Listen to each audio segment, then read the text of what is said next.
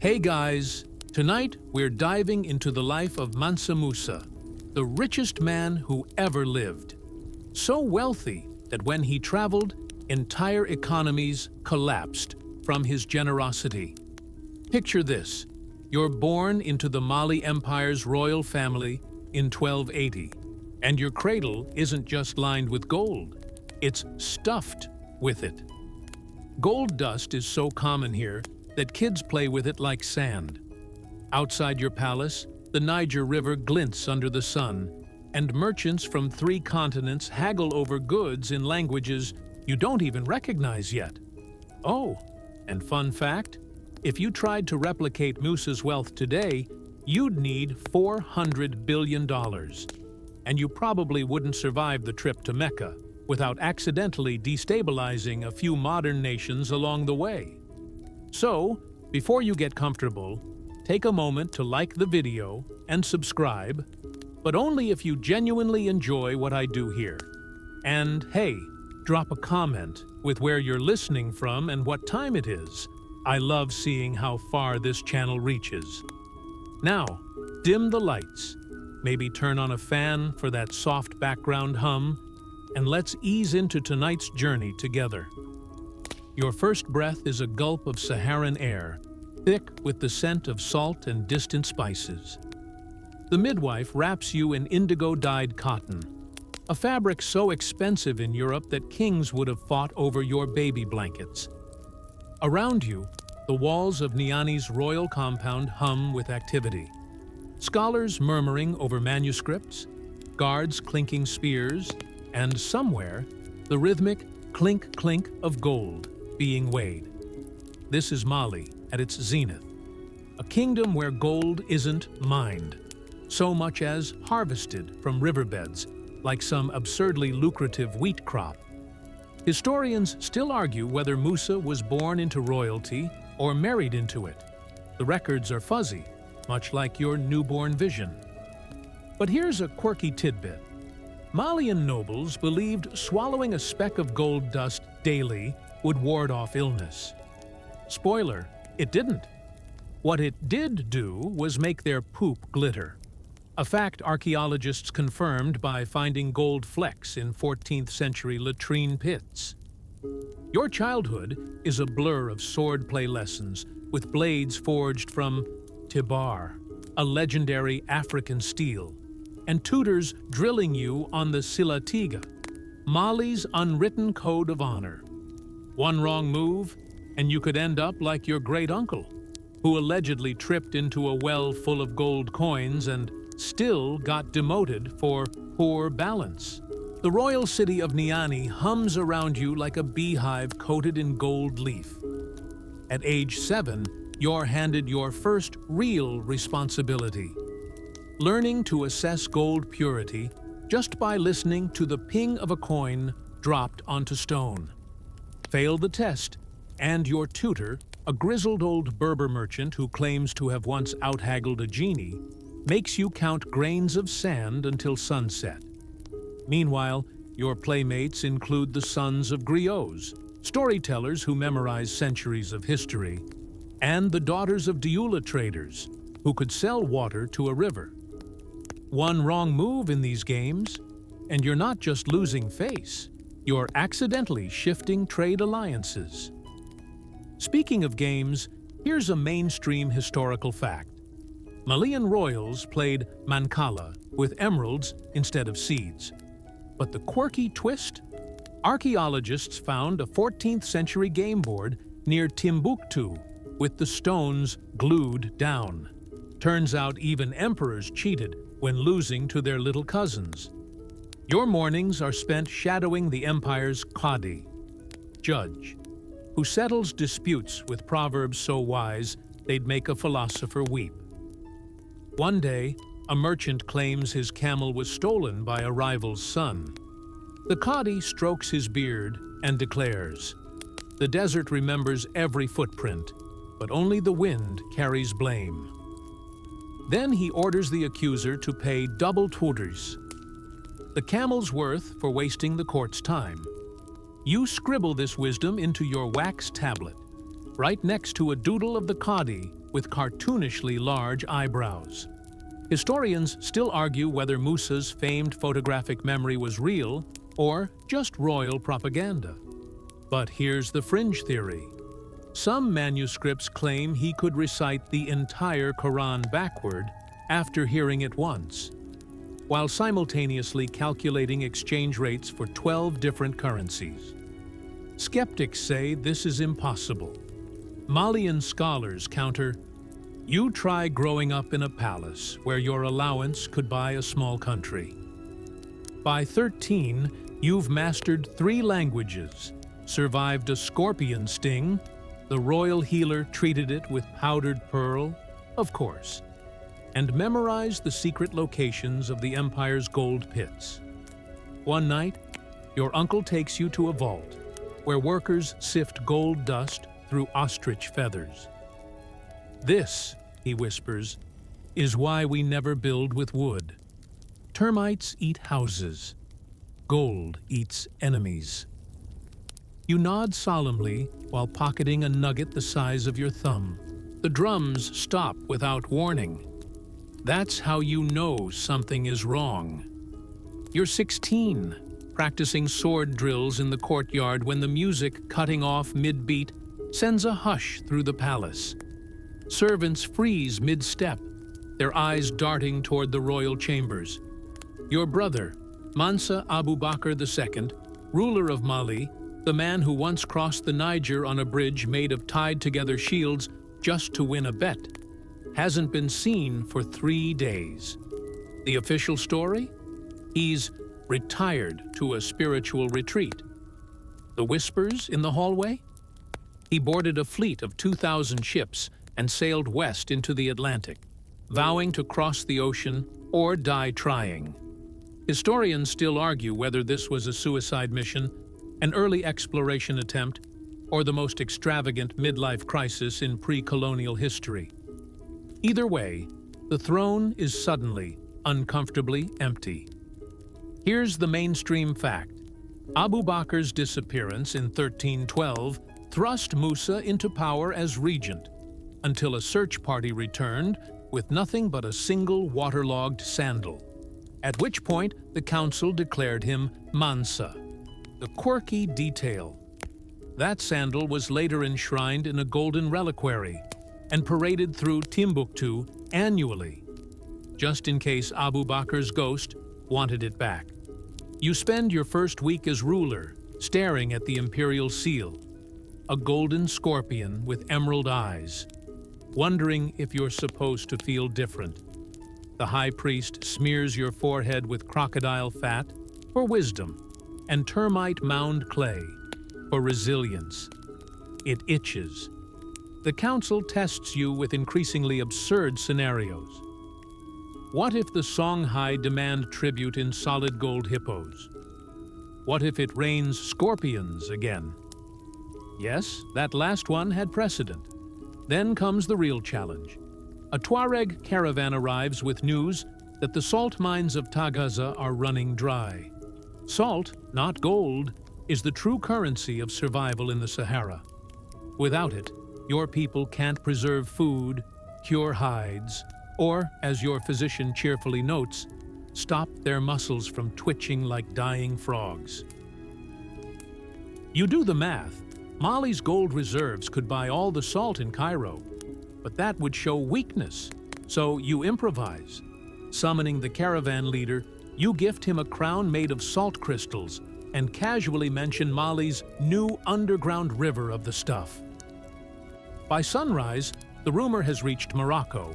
By the next full moon, Tuareg traders are selling sand as pre-salted construction material.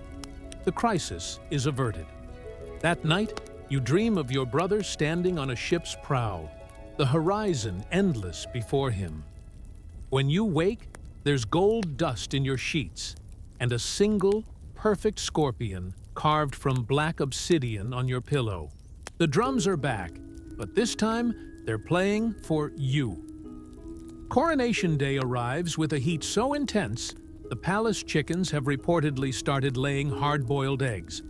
The high priests insist you drink the elephant's courage, a ceremonial brew allegedly containing A. fermented baobab fruit, B. powdered lion bone, and C. sweat scraped from a living elephant's forehead. You gag it down while trying not to think about ingredient logistics. As the potion hits your bloodstream, the world takes on a shimmering quality. The golden scorpion banners seem to ripple like actual creatures, and the assembled nobles' jeweled turbans pulse like fireflies. Historians still argue whether this ritual contained genuine psychoactive compounds or just really spoiled dairy. Either way, when the high priest asks if you see the ancestral spirits, you wisely reply, "They're telling me to lower taxes on millet." The crowd roars approval. Here's a mainstream fact.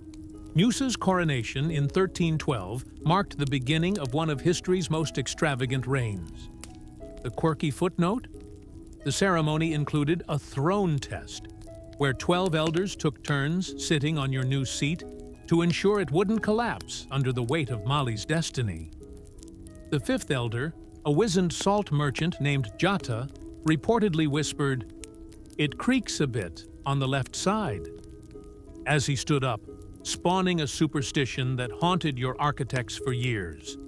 The real work begins immediately. Your first decree? Standardizing gold weights across the empire using brass figurines shaped like pregnant hippos, because their rounded bellies made counterfeiting impossible. Your second?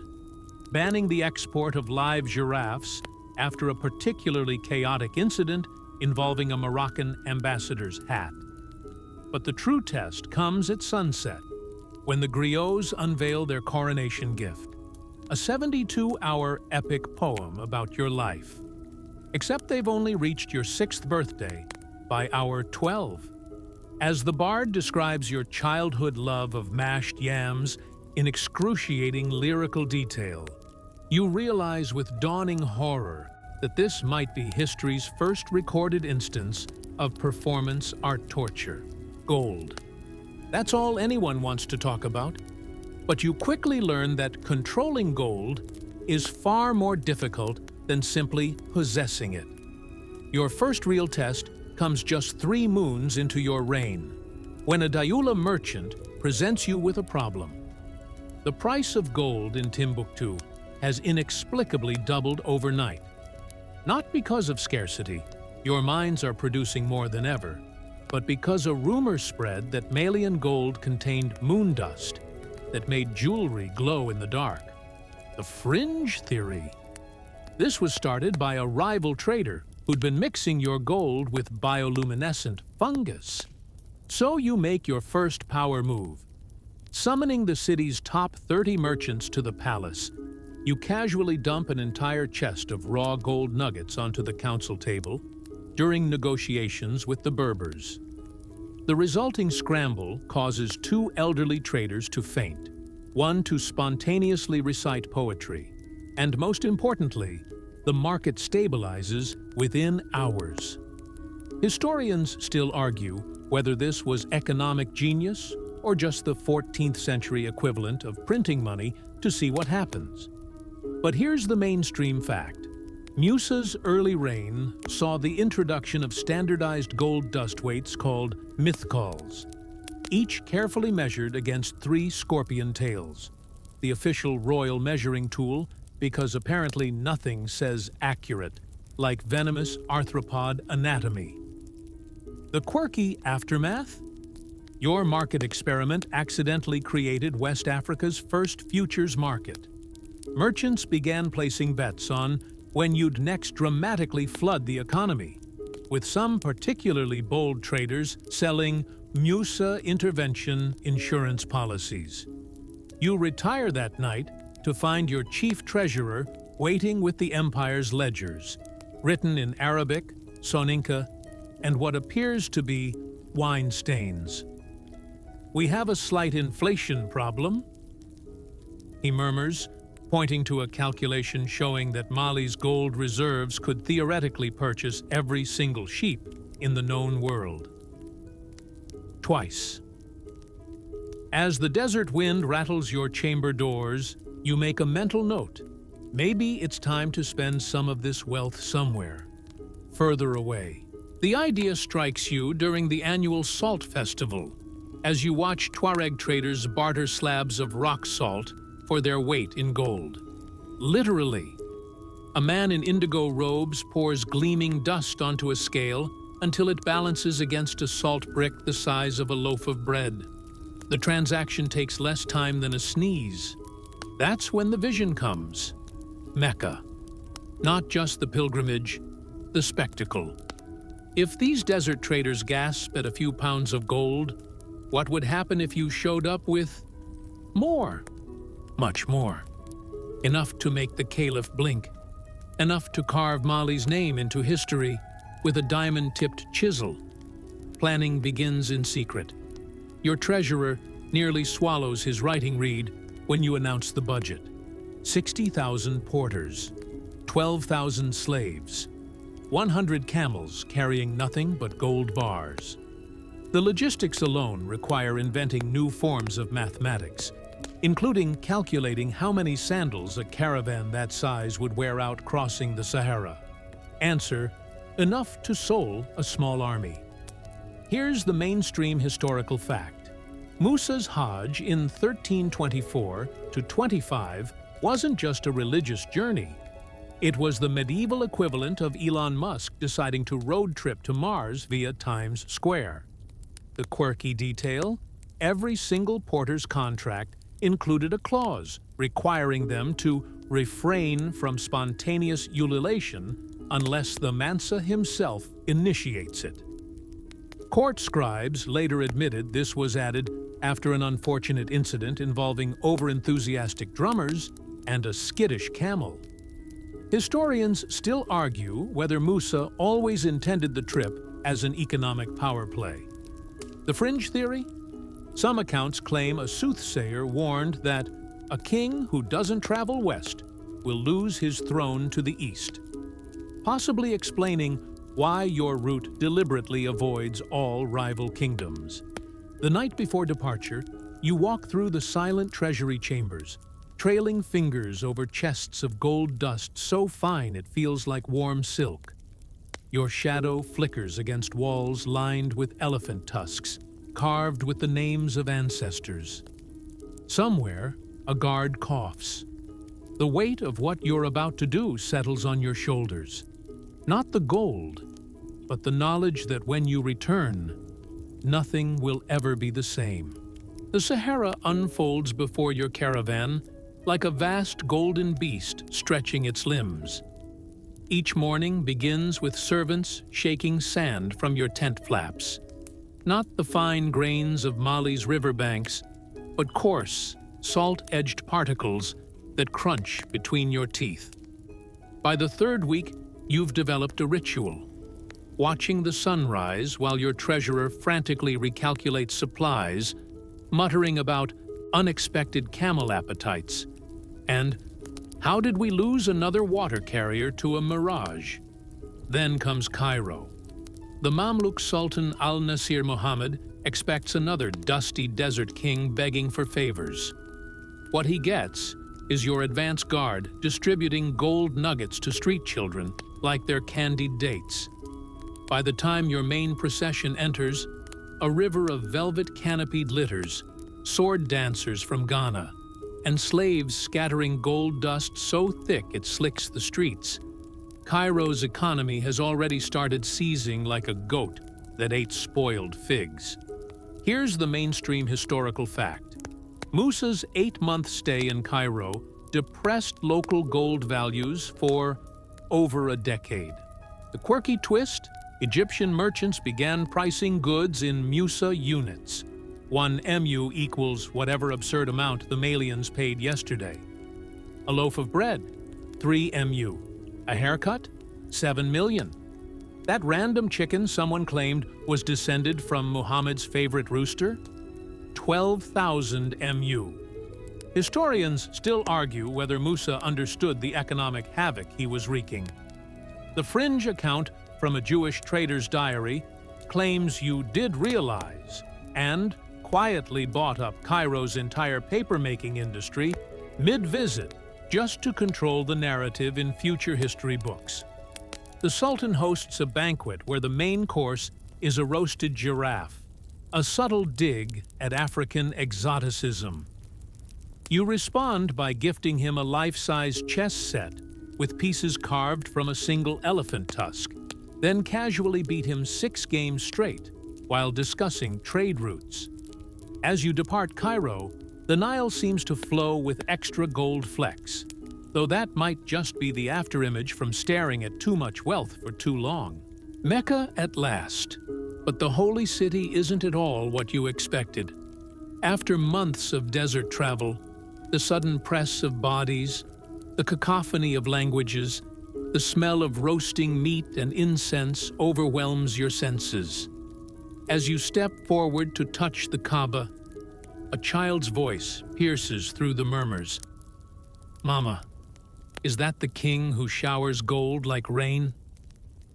You hadn't realized word traveled this fast. Your pilgrimage rituals become a spectacle.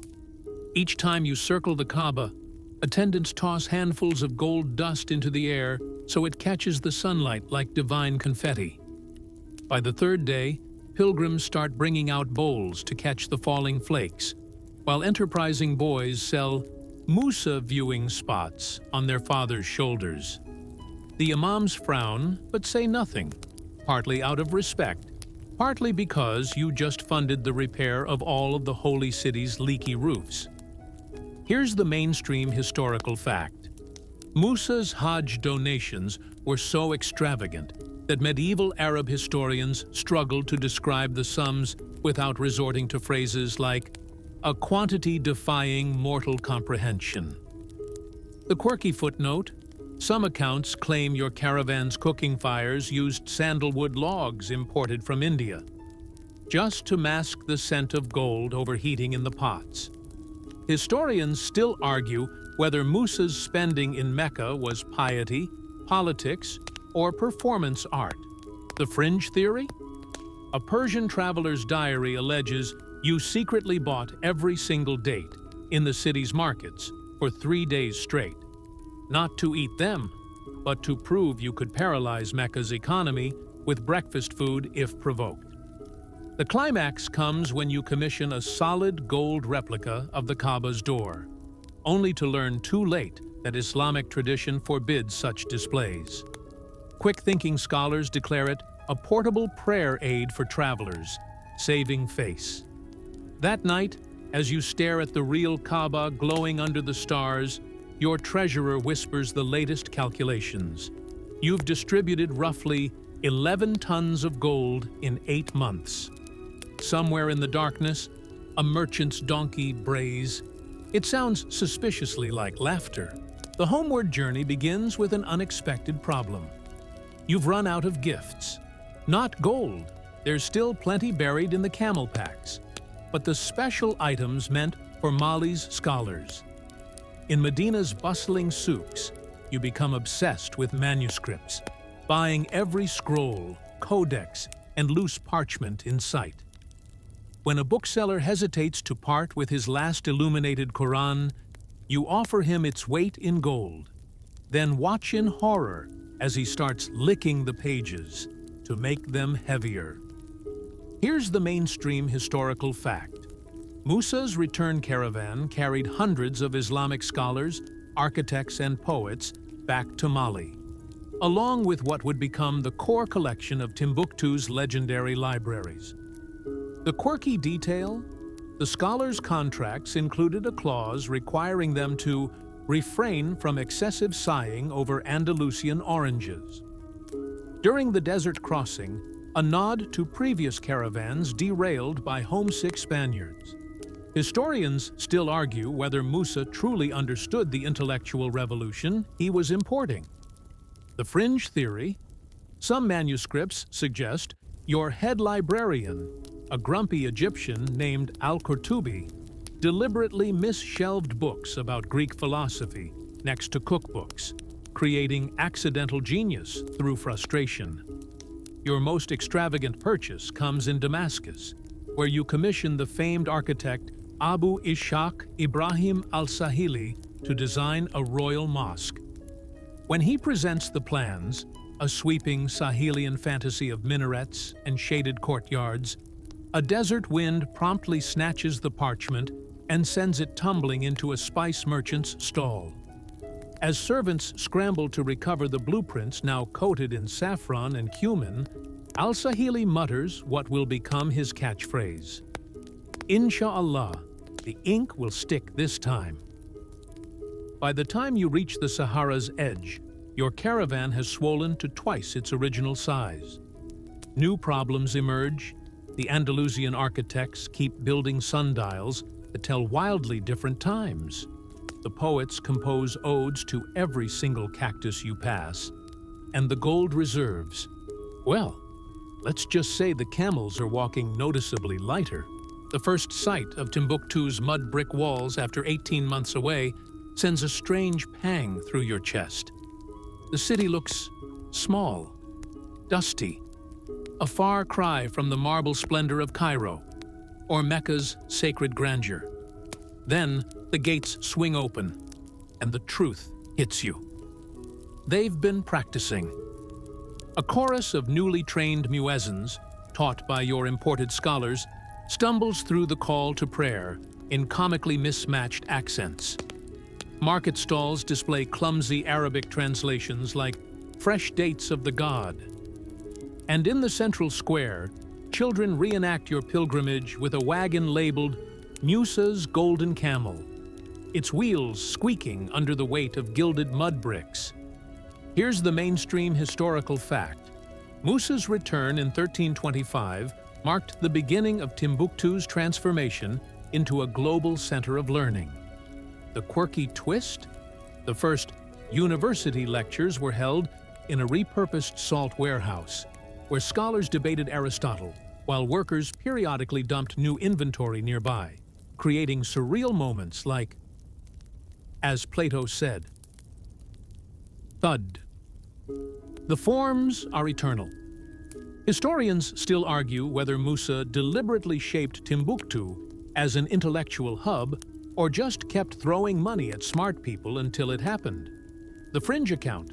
A Tuareg trader claimed your architects secretly built the Sankor Mosque's famous leaning minaret at an angle so scholars could roll downhill to class when hungover.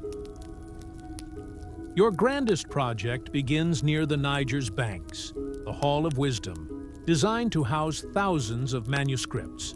When al-Sahili presents the model, you notice something odd. Tiny gold figurines of yourself holding books dot the rooftop. In case the pigeons need inspiration, he deadpans. But reality intrudes one sweltering afternoon. Your treasurer appears, hollow-eyed, clutching ledgers that show the gold reserves dwindling faster than expected. We may have, he whispers, over-scholared. Outside, a heated debate erupts between Malian imams and your imported Egyptian clerics over whether palm wine counts as haram if you drink it for academic purposes. You rub your temples. Building an empire was easier than rebuilding a city in its image. The desert has a way of revealing truths, and yours arrives via a caravan of Tuareg traders bearing urgent news. The salt mines of Tahaza are flooded. Not by rain, by what appears to be a coordinated sabotage. Someone has diverted an underground aquifer to drown your empire's most vital resource, and the whispers point to the Sultan of Morocco. You stare at the report, then at the gilded inkwell on your desk, shaped like a very smug-looking tortoise. This isn't just an attack on trade, it's a test. Mali's entire economy balances on three pillars. Gold dazzles, salt sustains, and scholarship elevates. Knock one down, and the others wobble. Here's the mainstream historical fact. Musa responded to the salt crisis by secretly buying out Moroccan lenders who financed rival mines, essentially turning his enemies' creditors against them. The quirky footnote? The contracts were written in invisible ink, made from crushed scorpion tails, legible only when held over a specific type of Saharan salt lamp. Historians still argue whether the aquifer sabotage was real or an elaborate hoax to justify Musa's salt monopoly. The fringe theory? A recovered letter from a Tagaza miner claims they found the flood tunnels already there, lined with strange hieroglyphs suggesting the work of those who came before the pharaohs. Your countermove unfolds like a chess game played with camels. First, you gift the Sultan 100 pounds of gold, delivered in a single solid block, too large to fit through his palace doors, forcing humiliating public demolition work. Next, you send scholars to study Moroccan salt mines, who conveniently rediscover ancient Roman engineering plans showing better salt veins under Mali-allied territories. The final stroke comes at the Grand Market, where your traders begin selling Musa's tears, purple salt crystals allegedly formed where your grief over the sabotage fell on the dunes. It's nonsense, of course. The color comes from amethyst dust. But within weeks, rich Cairenes are paying triple for the holy seasoning. That night, you dream of your brother's lost fleet again. But this time, the ships are made of salt, dissolving as they sail into the setting sun. The gold crisis hits like a sandstorm at noon, sudden, blinding, and entirely of your own making. Reports flood in from Alexandria to Andalusia. Markets now demand 4 times the normal gold for basic goods. Your legendary generosity has backfired. The very wealth that built Mali's prestige now threatens to strangle it. Even your treasurers whisper behind raised sleeves. The Mansa's shadow makes beggars of kings. You summon the council at the Hall of Wisdom, where scholars' chalkboards still bear half-erased equations from yesterday's debates. The solution, when it comes, is audacious. You'll artificially deflate your own currency. Over the next full moon, agents slip into Mediterranean ports, buying back Malian gold at inflated prices, using silver, spices, and one memorable incident involving a trained cheetah. Here's the mainstream historical fact. Musa's economic recovery plan worked so well that medieval economists coined the term Mansa math for his unorthodox strategies. The quirky twist? Your treasurer invented the world's first recorded short-selling scheme by convincing Sicilian merchants to bet against Mali's gold, then secretly funding their losses. Historians still argue whether the crisis was truly resolved or simply postponed. The fringe account, a Genoese trader's diary, claims you planted rumors of a gold-eating jinn in Mali's mines to explain the sudden scarcity, then sold enchanted amulets to protect against it. The tension breaks during an absurd midnight meeting when your chief architect presents the latest problem. The Sankor Mosque's famous leaning minaret now lists toward Mecca, but calculations show it's on track to eventually point at a particularly tasty date palm instead. As scholars bicker over celestial geometry, you notice the tortoise inkwell has mysteriously turned to face the arguing men, its smug expression now perfectly aligned with the disputed palm tree. The years pass like grains of sand through an hourglass, each one marked by another milestone, another crisis, another stroke of genius that future historians will either praise or puzzle over. Your beard now sports streaks of silver, though the Treasury officials swear it's just gold dust caught in the hairs. The empire thrives, but the cost weighs heavier each season. You walk the halls of the Sankor University at dawn, listening to the sleepy murmurs of students who've pulled all-nighters debating philosophy. One group huddles around a manuscript so precious it's chained to the desk, a treatise on optics from Al-Andalus that claims light bends around great wealth. which might explain why no one ever sees you frown in portraits. Here's the mainstream historical fact. Musa established the world's first subsidized university system, offering free tuition, housing, and even parchment to scholars. The quirky footnote? Attendance records show certain students enrolled under pseudonyms like Ibn Definitely Not a Prince and Fatima, the unusually tall merchant's daughter. Historians still argue whether Musa's educational reforms were visionary or vanity. The fringe theory?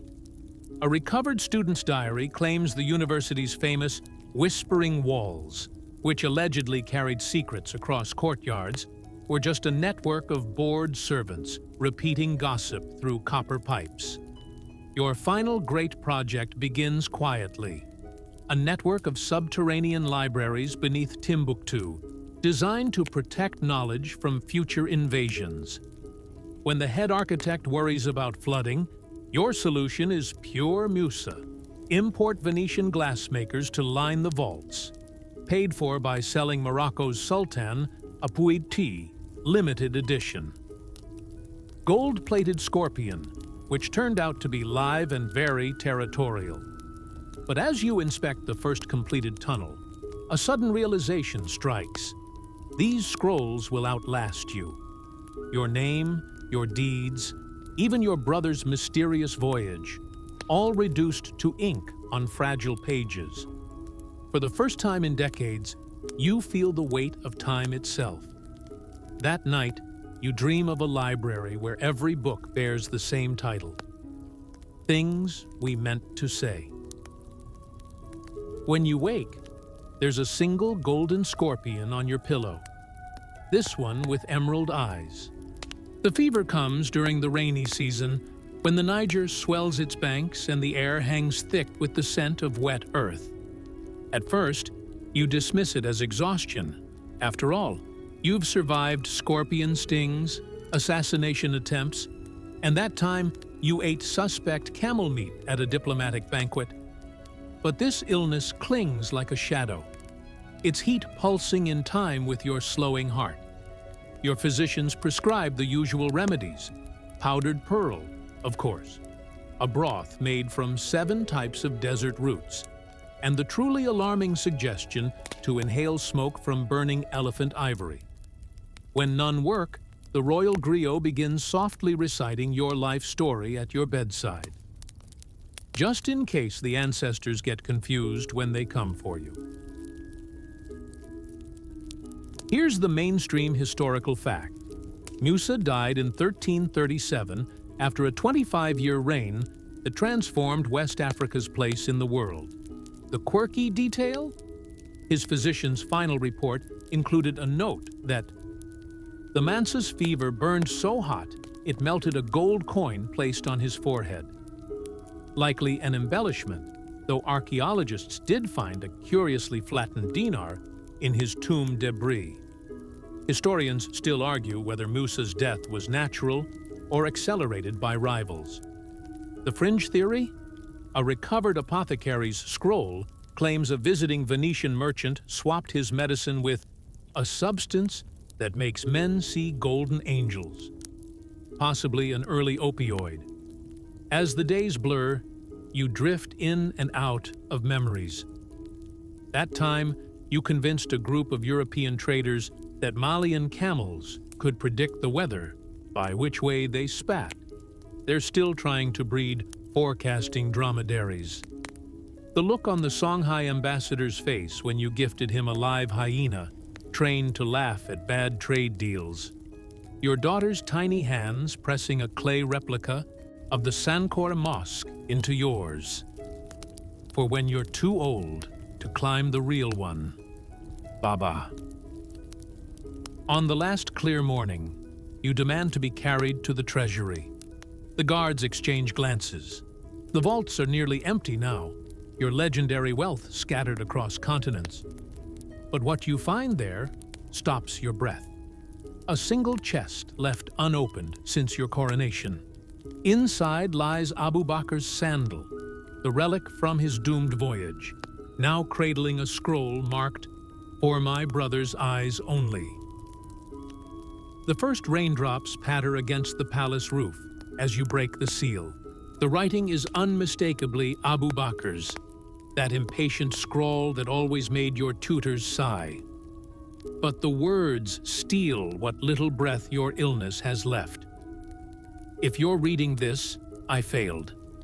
The ocean was wider than the songs claim. But listen, little brother. We were wrong about the gold. The real treasure isn't beneath our feet. It's in the stories they'll tell when we're dust. A cough racks your body. The physicians rush forward, but you wave them off. Outside, the rain has become a downpour, the same rains that will soon swell the Niger and carry this year's trade goods to distant ports. Somewhere, a student at Sankora sneezes over a manuscript. A merchant in Cairo still complains about that time the Malians broke the gold market. And far to the west, beyond where any map ends, the Atlantic endlessly kisses shores you'll never see. Here's the mainstream historical fact. Musa's death marked the beginning of Mali's gradual decline. Though his legacy endured in libraries, architectural wonders, and economic systems that outlasted empires. The quirky footnote? For centuries afterward, Mediterranean sailors told tales of a ghost fleet seen on the horizon at sunset. Ships with golden sails crewed by men who spoke no known language.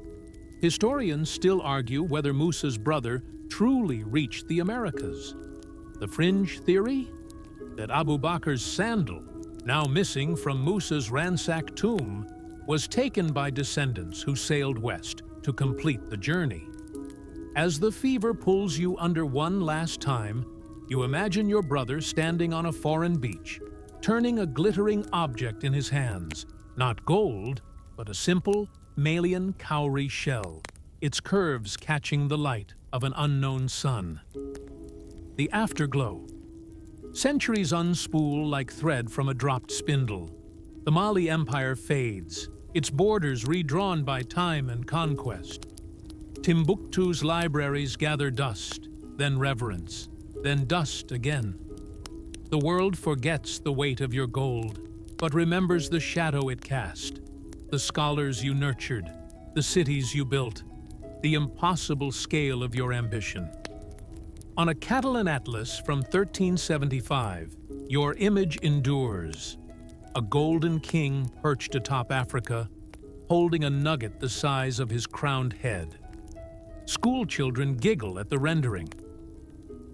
He looks like he's petting a giant guinea pig. But the truth hums beneath. You became legend, not just a man, but an idea. That wealth could be more than hoarded metal, that knowledge might outshine conquest, that even the mightiest empires are just stories waiting to be retold. The wind shifts across the Sahara tonight, carrying whispers of caravans and lost libraries. Somewhere, a scholar pores over manuscripts you saved. Somewhere, a child asks why the sea sparkles so at sunset. And here, in the quiet dark, your story settles like gold dust on the scales of history. Not gone, just waiting for the next curious hand to tilt the balance. Sleep now. The desert remembers.